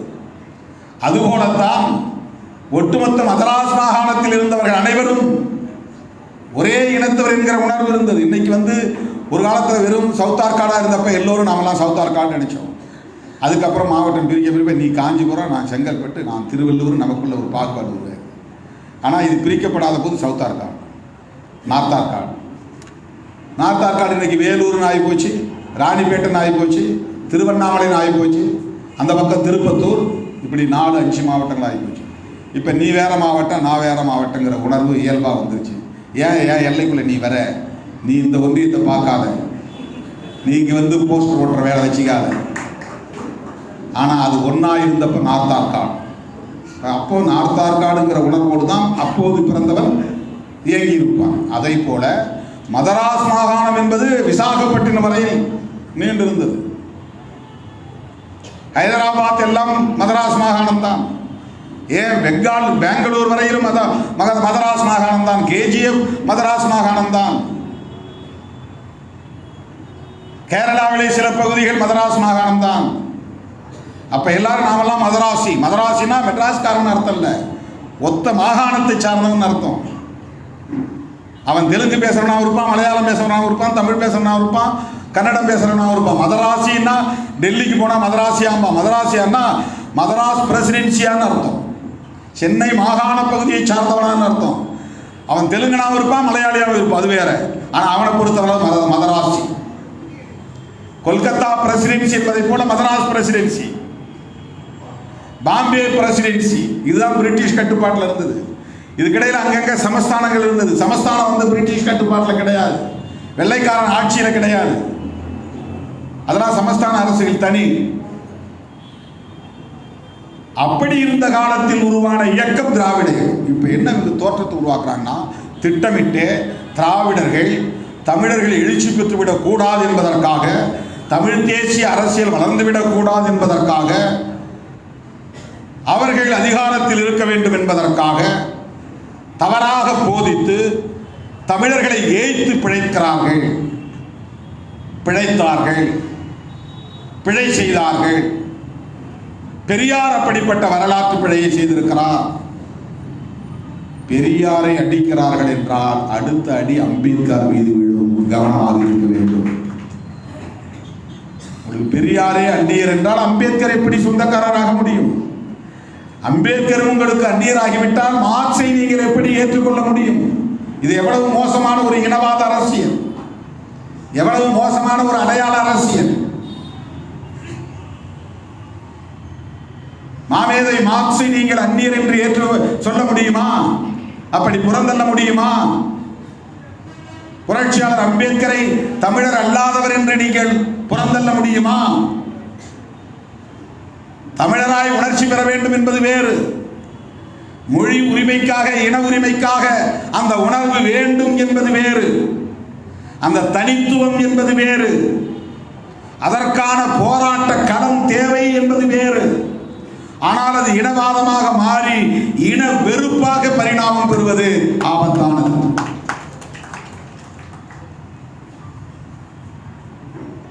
இதை, இந்த நுட்பத்தை புரிந்து கொள்ள வேண்டும்.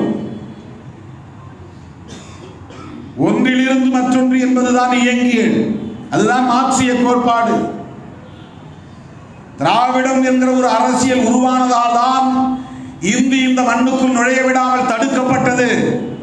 திராவிடம் என்பது ஒரு நெடுஞ்சுவராக இங்கே இருந்தது. இந்தி தடுக்கப்படாமல் இருந்திருந்தால் நாம் இன்றைக்கு மோடி வித்தைக்கு மயங்கி போயிருப்போம். இந்த நாடு பாஜக ஆளுகிற மாநிலமாக மாறி போயிருக்கும்.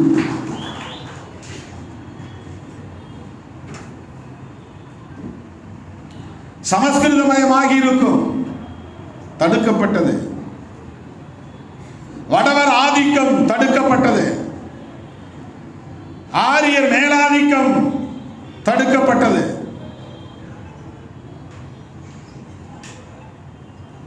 பெரியார் காலத்தில் நாமெல்லாம் பறக்கல. பிராமணால் கஃபேன்னு எழுதியிருக்கும். இப்போ எங்கேயாவது அப்படி பார்க்க முடியுமா?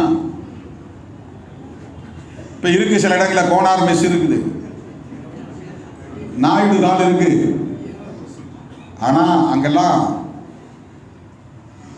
தீண்டப்படாதவர்கள் உள்ளே அனுமதி இல்லைன்னு எழுத கிடையாது. தொழுநோயாளிகளுக்கு அனுமதி இல்லைன்னு எழுத கிடையாது.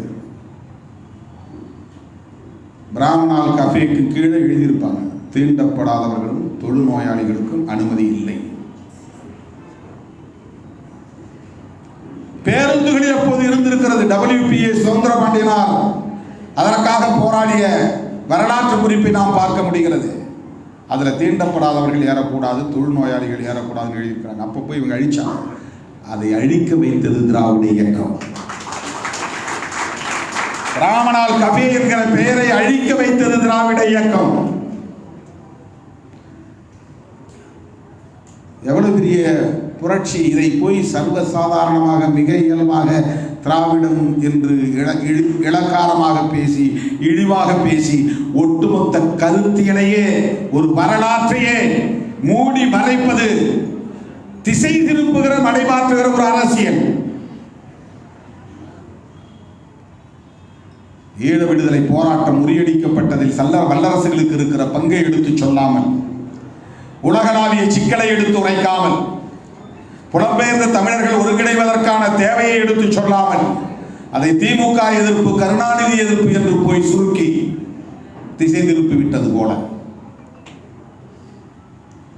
ஈழ விடுதலை போராட்டம் முறியடிக்கப்பட்டதற்கும் கருணாநிதிக்கும் என்ன சம்பந்தம் என்று யாரும் கேள்வி எழுப்பவில்லை. முதலமைச்சர் பதவி என்பது அதிகாரம் இல்லாத ஒரு அலங்கார பதவி. இரு நாடுகளுக்கு இடையிலான சிக்கலில் இன்டர்நேஷனல் அஃபேர்ஸ், சர்வதேச விவகாரங்களில் ஒரு மாநில அரசு அதிகபட்சம் என்ன செய்ய முடியும் என்றால் ஆட்சி அதிகாரத்திலிருந்து இறங்கிவிட முடியும். அவ்வளவுதான் அவர்களால் செய்ய முடியும். அதுதான் அவர்கள் எதிர்பார்த்தது, நடக்கவில்லை. அதற்காகத்தான் அவர் மீது அவதூறு. அவர் நினைத்திருந்தால் போரை நிறுத்தி இருக்க முடியும். இது போல ஒரு வடிகட்டிய அண்டப்பொருள் வேறு எதுவும் இருக்க முடியாது. ஒரு முதலமைச்சர் நினைத்திருந்தால் யுத்தத்தை நிறுத்த முடியுமா என்றால் முடியவே முடியாது. இந்த உண்மையை இளம் தலைமுறையினருக்கு சொல்ல வேண்டுமா இல்லையா? இது வரலாற்று புழுகா இல்லையா? ஒரு மாநில முதலமைச்சருக்கு இந்த அதிகாரம் உண்டா? சொல்லலாம். ஏன் நீ காங்கிரஸோட கூட்டணி வச்ச? எதுக்கு நீ ஆட்சியில் இருந்த? நீ தமிழ்னு பேசினில்ல, ஆட்சி அதிகாரத்தை விட்டு இறங்கு. அது மட்டும் கோரிக்கை. ஆட்சி அதிகாரத்தை விட்டு இறங்கல, அதனால நீ தமிழருக்கு துரோகம் செஞ்ச, அது அந்த விமர்சனம் ரைட். ஆனால்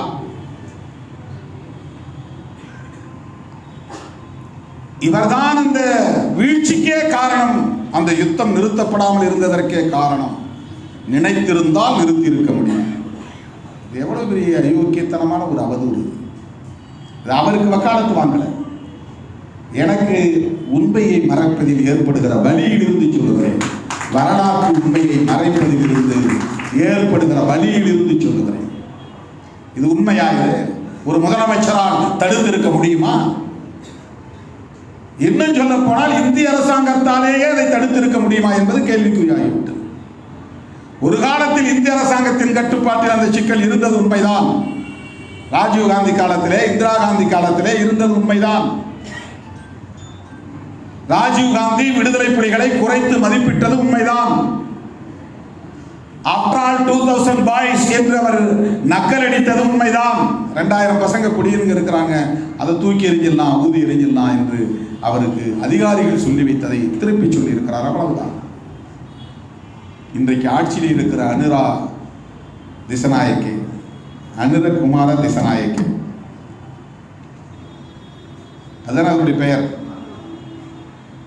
அவர் யார் தெரியுமா? ஜேவிபிங்கிற ஒரு இயக்கத்தினுடைய தலைவர். ஜேவிபின்னா என்ன தெரியுமா? மக்கள் முன்னணின்னு அர்த்தம்.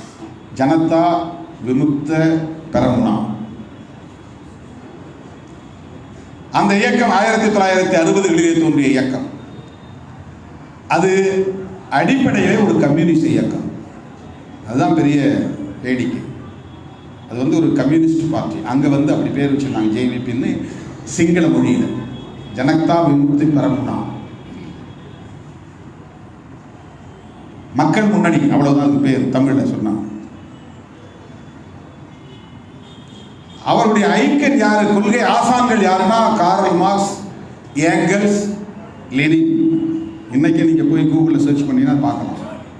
ஜேவிபின்னு போட்டீங்கன்னா அவங்களுடைய கொடி வரும், சின்னம் வரும், கொள்கை ஆசான்களை காட்டுவாங்க. ஒரு கம்யூனிஸ்ட் இயக்கம். அவர்கள் ஆயுதம் ஏந்துகிறார்கள், ஆயுத புரட்சிக்கு தயாராகிறார்கள் என்பது தெரிந்து அன்றைய இலங்கை ஆட்சியாளர்கள் இந்திரா காந்தி அம்மையாரிடத்தில் உதவி கேட்டு இந்திரா காந்தி அம்மையார் படையெடுப்பி அந்த அமைப்பை துடைத்தெறிந்தார்கள். அப்படி வரலாறு பதிவானது. ஜேவிபி ஸ்மாஷ்ட், சுத்தமாக ஒன்றுமில்லாமல் துடைத்தெறிந்தார்கள். இந்த இயக்கம் அழித்தொழிக்கப்பட்டது. அந்த தலைவர் விஜய வீரா என்று கருதுகிறேன், அவர் சிறைப்படுத்தப்பட்டார். அவங்களாம் கம்யூனிஸ்ட் லீடர்ஸ், சிங்கள இனவெறி தலைவர்கள் அல்ல, இனவாத தலைவர்கள் அல்ல, மார்க்சியத்தை உள்வாங்கிக் கொண்ட கம்யூனிஸ்ட் தலைவர்கள், இயங்கியல் தத்துவத்தை ஏற்றுக்கொண்ட கம்யூனிஸ்ட் தலைவர்கள். அந்த இயக்கம் இந்திரா காந்தி தலையிட்டால் அழித்தொழிக்கப்பட்டது என்பது வரலாறு.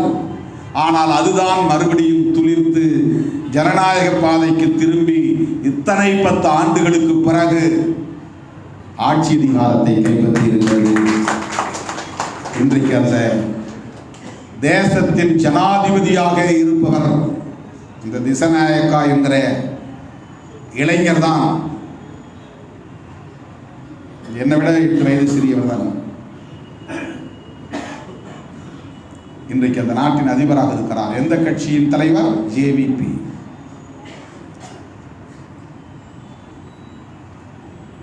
நாடாளுமன்ற தேர்தலிலும் 159 இடங்களை கைப்பற்றி இன்றைக்கு ஆட்சி பீடத்தில் அமர்ந்திருக்கிறது. பிரசிடென்ட் எலெக்ஷன்லையும் அவங்க தான் ஜெயிக்கிறாங்க, பார்லிமெண்ட் எலெக்ஷனையும் அவங்க தான் ஜெயிக்கிறாங்க. அதை விட முக்கியமாக யாழ்ப்பாண மாவட்டத்தில் அதிக இடங்களில் அந்த கட்சி வெற்றி பெறுகிறது. தமிழர்களின் அமைப்புகள் என்ன ஆயின? தமிழர் அமைப்புகளுக்கு மக்கள் ஏன் வெற்றி வாய்ப்பை வழங்கவில்லை இந்த முறை? இதற்கும் திமுக தான் காரணமா அல்லது கலைஞர் குடும்பம் தான் காரணமா? சொன்னாலும் சொல்வார்கள் தமிழ்நாட்டு அரசியல்வாதிகள்.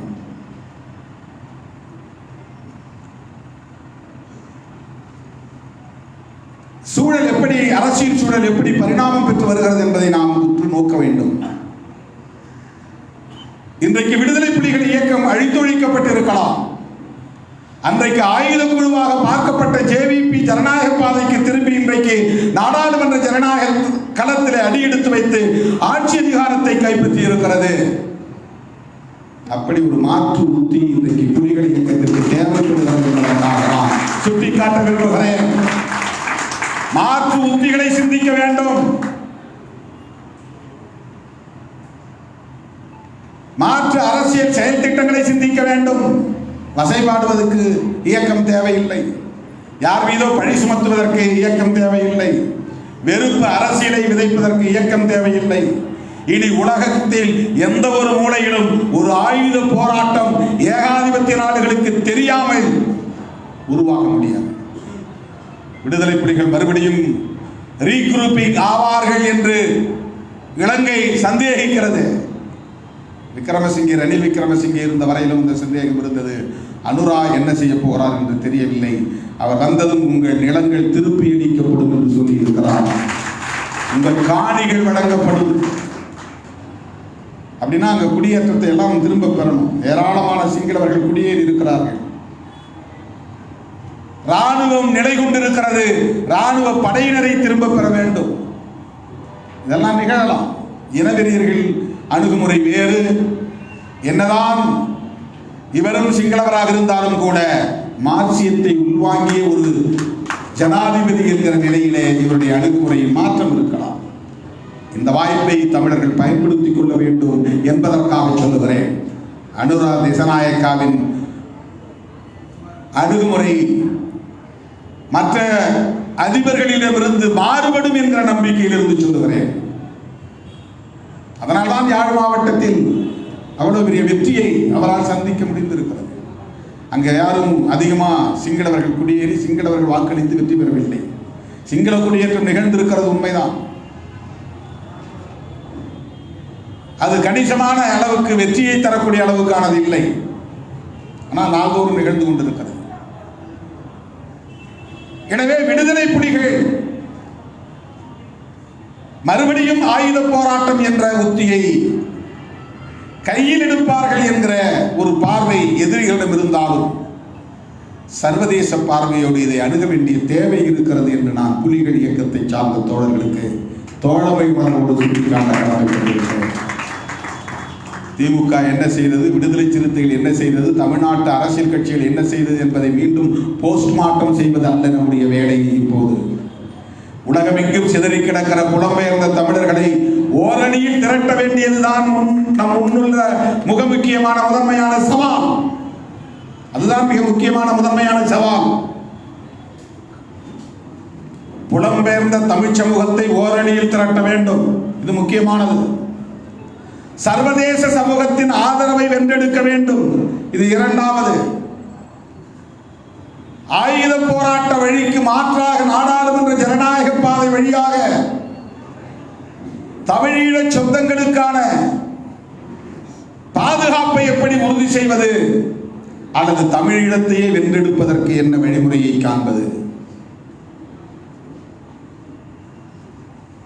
பாலஸ்தீனம் இனி வெல்லவே முடியாது என்று இருந்த நிலையில் யாசர் அரஃபத் உலக நாடுகளெங்கும் அடைக்கலம் தேடி அலைந்த வேளையில் உலக நாடு முழுவதும் பாலஸ்தீனியர்கள் சிதறி கிடந்த சூழலில் இனி அவர்களை ஒருங்கிணைக்க முடியாது, நமக்கென்று ஒரு நாட்டை இனி உருவாக்கவே முடியாது என்கிற அந்த சூழலில் யாசர் அரஃபத்தின் தலைமையிலே எக்ஸைல் பார்லிமெண்ட் உருவாக்க பெற்று அவர்கள் மறுபடியும் கூடி கூடி பேசியதன் விளைவாக உலக நாடுகளின் ஆதரவை பெற்று பாலஸ்தீனத்தை அவர்களால் வென்றெடுக்க முடிந்தது. வரலாறு நம் கண் முன்னால் இருக்கிறது. இன்றைக்கும் அந்த யுத்தம் ஒருபுறம் தொடர்கிறது என்பது வேறு. ஆனாலும் இல்லாமல் போன ஒரு தேசத்தை மீண்டும் வென்றெடுக்க முடிந்தது. இஸ்ரேலியர்களும் அப்படித்தான். உலக நாடு முழுவதும் யூதர்கள் சிதறி கிடந்தார்கள். ஹிட்லரின் ஒடுக்குமுறைக்கு பிறகு உலக நாடுகள் முழுவதும் சிதறி கிடந்த யூதர்களை பல பத்தாண்டுகளுக்கு பிறகு அவர்களால் ஒருங்கிணைக்க முடிந்தது. இஸ்ரேல் என்கிற ஒரு புதிய நாட்டை ஜனநாயக முறைப்படியே உருவாக்க முடிந்தது. எனவே நமக்கு முன்னால் பிரசிடென்ட்ஸ், முன்மாதிரிகள் இருக்கின்றன. ஆயுத போராட்டத்தின் ஊடாகத்தான் ஒரு நாட்டை பிரசவிக்க முடியும் என்று இல்லை. சர்வதேச சமூகத்தின் நன்மதிப்பை பெறுவதன் மூலமும் ஒரு தேசத்தை உருவாக்க முடியும் என்பதற்கு பாலஸ்தீனமும் இஸ்ரேலும் நம் கண்முன்னால் இருக்கின்ற சாட்சியங்கள், சான்றுகள். மாவீரர் நாள் மூலம் நான் புலம்பெயர்ந்த தமிழ் சொந்தங்களுக்கு, சிந்திக்கிற ஆற்றல் பெற்ற இளைஞர்களுக்கு, வெறுப்பு அரசியலின் வலைக்குள்ளே சிக்கிக் கொள்ளாத இளம் தலைமுறையினருக்கு நான் விடுக்கிற வேண்டுகோள். எப்படி இந்த போராட்டம் முறியடிக்கப்பட்டது என்பது ஒரு புறம் இருக்கட்டும், தமிழ்நாட்டு அரசியல் கட்சிகள் நமக்கு எந்த அளவுக்கு துணை புரிந்தன என்பதெல்லாம் ஒரு புறம் இருக்கட்டும். அடுத்த நகர்வுகள் என்ன? சர்வதேச சமூகத்தின் நல்லாதரவை வென்றெடுப்பதற்கு எவை எவை முன் நிபந்தனைகளாக இருக்கின்றன? எந்த அரங்கங்களில் பேச வேண்டும்? யாரை கொண்டு பேச வேண்டும்? எதை உயர்த்தி பிடிக்க வேண்டும் என்பதை முதலில் தேர்வு செய்ய வேண்டும், தெரிவு செய்ய வேண்டும். இல்லை என்றால் இதுவும் மதம் சார்ந்த ஒரு சடங்காக மாறி போய்விடும். இதை கவலையோடு நான் பதிவு செய்ய கடமைப்பட்டிருக்கிறேன். அதனால் தான் தொடக்கத்திலே சொன்னேன், மாவீரர் நாள் நிகழ்வு என்பது ஒரு புரட்சிகர பண்பாடு.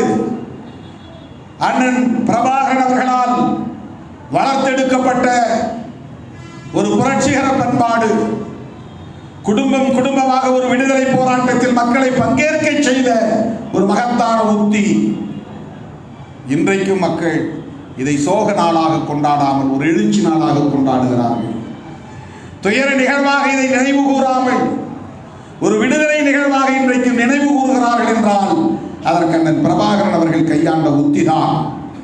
மாவீரர் நாள் உரையை 2008 வரையில் அவர் பேசிய அந்த உரையை 1989 என்று கருதுகிறேன்.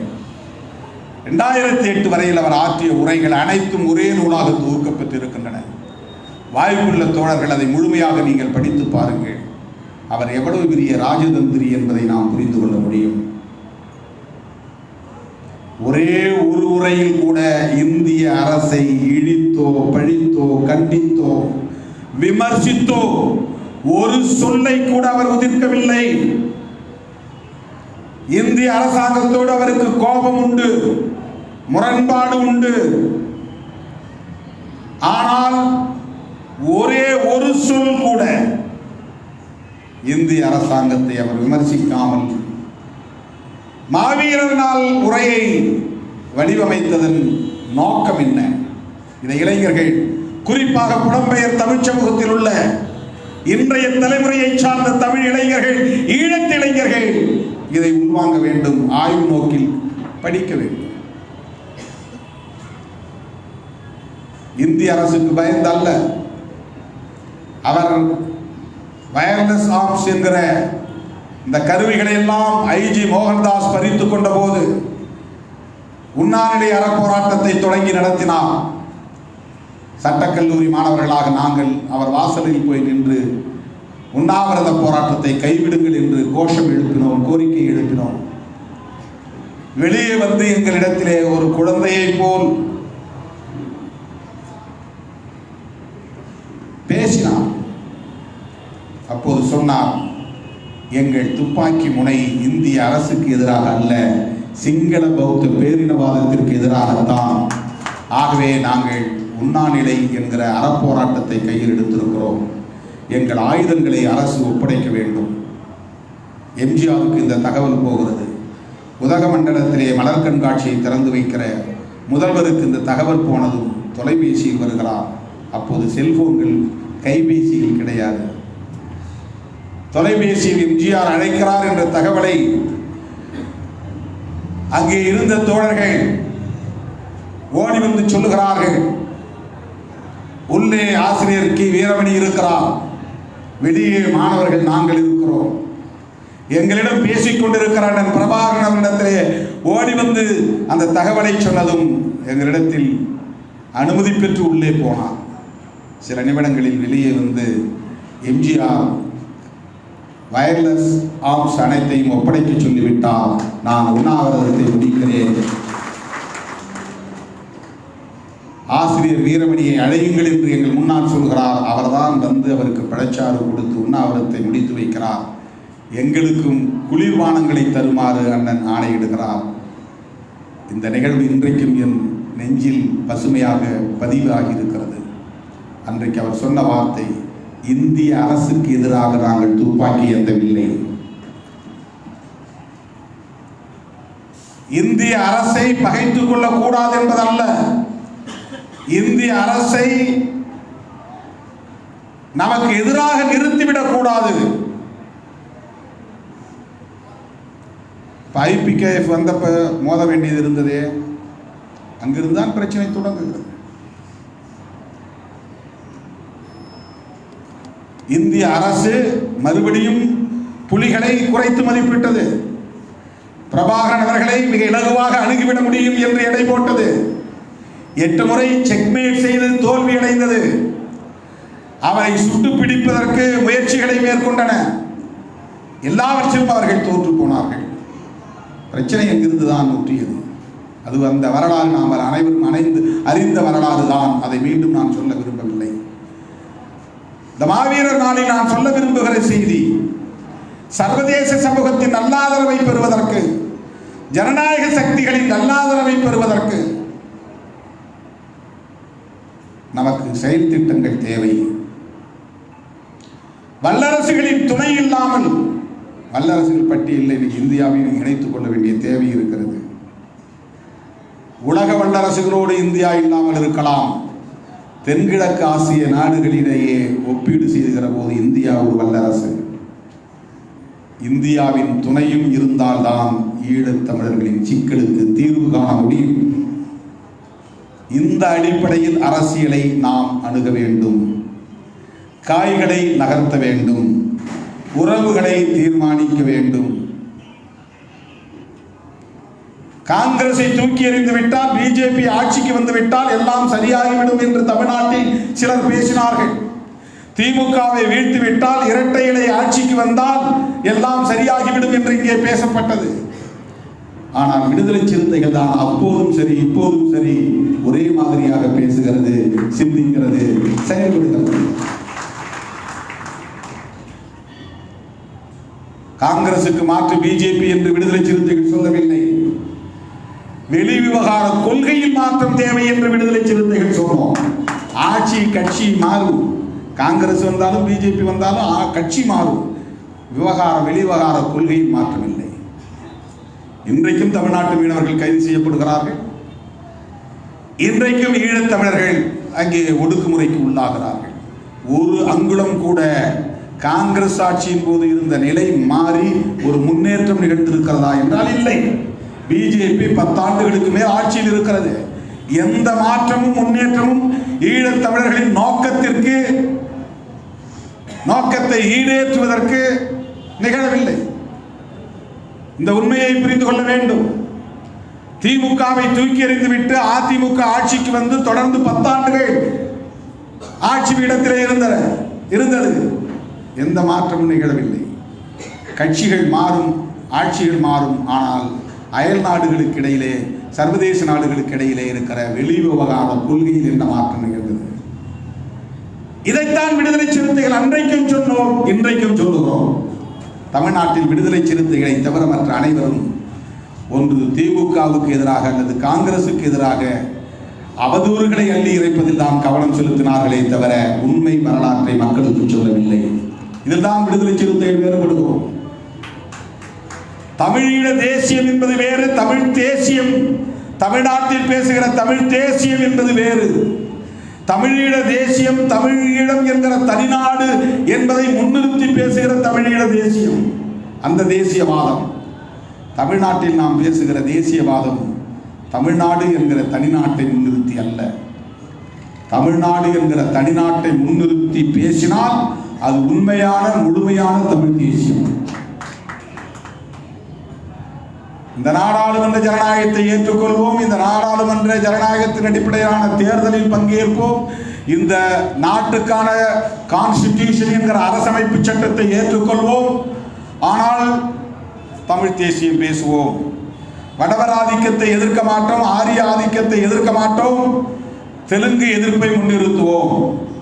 இது தமிழ் தேசியமாக இருக்க முடியாது. இது தமிழ் தேசியம் என்று நம்புகிற மக்களை ஏய்க்கிற தேசியமாகத்தான் இருக்க முடியும். உலகம் முழுவதும் இப்போது தேசியவாதம் கோலோச்சுகிறது. இந்தியாவில் மொழிவழி தேசியவாதமும் இருக்கிறது, மதவழி தேசியவாதமும் இருக்கிறது. பாஜகவும் தேசியவாதம் பேசுகிற கட்சி தான். தேசியவாதம் என்றால் காங்கிரசுக்கு மட்டும் உரியதல்ல, அது தேசிய உணர்வு. அவர்கள் பேசுவது நாம் எல்லாம் ஒரே இந்தியன் என்கிற தேசிய உணர்வு, அவ்வளவுதான் அவர்கள் பேசுகிற தேசியவாதம். நாங்கள் இந்தியர்கள், எங்களுக்கு மதம் இல்லை, எங்களுக்கு மொழி இல்லை என்று சொல்லுவது அந்த தேசியவாதம். எங்களுக்கு மதம் உண்டு, எங்கள் மதமே பெரிய மதம், எங்கள் மதமே அரச மதம், எங்கள் மதத்தின் பெயரிலே இந்த நாட்டின் பெயர் இருக்க வேண்டும் என்பது பாஜக பேசுகிற மதவழி தேசியவாதம். நாங்கள் இந்தியர்கள் இல்லை, தமிழர்கள் என்று பேசுவது இனவழி தேசியவாதம். நாங்கள் இந்தியர்கள் இல்லை, தமிழர்கள் என்று சொன்னால் நாங்கள் இந்திய நாட்டோடு இல்லை, தமிழ்நாடாக இருக்கிறோம் என்பதுதான் அடுத்த பதிலாக இருக்க முடியும். நாங்கள் இந்திய நாட்டோடு இருக்கிறோம் என்று சொல்லிக்கொண்டே பேசினால் அது அரசமைப்பு சட்டத்திற்கு உட்பட்ட மொழி உரிமை, இன உரிமை, மாநில உரிமை என்கிற வரையறைகளோடு கூடிய ஒரு தேசியவாதம். அது ஒரு செமி கலோனியலிசம் என்பார்களே, அதை போல ஒரு செமி நேஷனலிசம், அரை காலனித்துவம் என்பார்கள், அரை காலனியவாதம் தான், அரை நிலப்பிரபுத்துவம் பாங்க, செமி ஃபியூடல் அப்படிம்பாங்க, செமி கலோனியல் என்று சொல்வார்கள். அந்த மாதிரி ஒரு செமி நேஷனலிசம், அது ஒரு லிங்குஸ்டிக் நேஷனலிசம். நேஷன் இருந்தால் தானே நேஷனலிசம், தேசம் இருந்தால் தானே தேசியம். தேசம் என்பதும் தமிழ் சொல் இல்லை, தேசியம் என்பதும் தமிழ் சொல் இல்லை. நாடு என்பதுதான் தமிழ். அப்படின்னா நாட்டியம்னு சொன்னாதான் தமிழ் தேசியவாதம் ஆகும். நாட்டியம்னு சொல்ல முடியாது, நாட்டை நாட்டியம் தான் சொல்ல முடியும். தேசம் தேசியம் அது தமிழ் சொல் இல்லை என்றால் நாடு நாட்டியம் அல்லது நாடியம் அப்படின்னு சொல்லணும். நாடியம்னா இலக்கண பிழை, நாட்டியம்னா பொருள் வேற மாதிரி. அதனால மொழியை பிடிச்சிட்டு தொங்கக்கூடாதுங்கிறதுக்காக சொல்றேன். மொழி உணர்வு வேண்டும், மொழியை பிடித்து தொங்கக்கூடாது. மொழி உரிமை வேண்டும், மொழியை பிடித்து தொங்கக்கூடாது. மொழி பாதுகாப்பு வேண்டும், மொழியை பிடித்து தொங்கக்கூடாது. ஏன் இதை சொல்லக்கூடாது என்றால் மக்களை குழப்பக்கூடாது. ஏன் மக்களை குழப்பக்கூடாது என்றால் அரசியலை மடைமாற்றம் செய்யக்கூடாது, திசை திருப்பக்கூடாது. ஏன் திசை திருப்பக்கூடாது என்றால் உண்மை பகைவர்களை விட்டுவிடக்கூடாது, உண்மை எதிரிகளை விட்டுவிடக்கூடாது, மக்கள் எதிரிகளை விட்டுவிடக்கூடாது. ஈழ விடுதலைக்கு உண்மையான எதிரி என்பது யார் என்பதை காட்ட வேண்டும். இதை கருணாநிதி எதிர்ப்புக்குள் சுருக்கிவிடக்கூடாது. உண்மையிலேயே ஈழ விடுதலையின் எதிரி யார், இதை அடையாளப்படுத்துவதன் மூலம்தான் மாவீரர் நாள் கொண்டாடுவதின் பொருள் வலிமை மிக்கதாக மாறும். இந்த கருத்தை பதிவு செய்து அந்த மண்ணுக்காக தம் உயிரை ஈகம் செய்த மாவீரர்கள் அனைவருக்கும் வீர வணக்கம் செலுத்தி, உலகமிக்கு வாழுகிற ஒட்டுமொத்த புலம்பெயர் தமிழ் சொந்தங்களுக்கு சர்வதேச சமூகத்தின் நல்லாதரவை வென்றெடுக்க கைகோர்த்து நிற்போம் வாருங்கள் என்று அறைகூவல் விடுத்து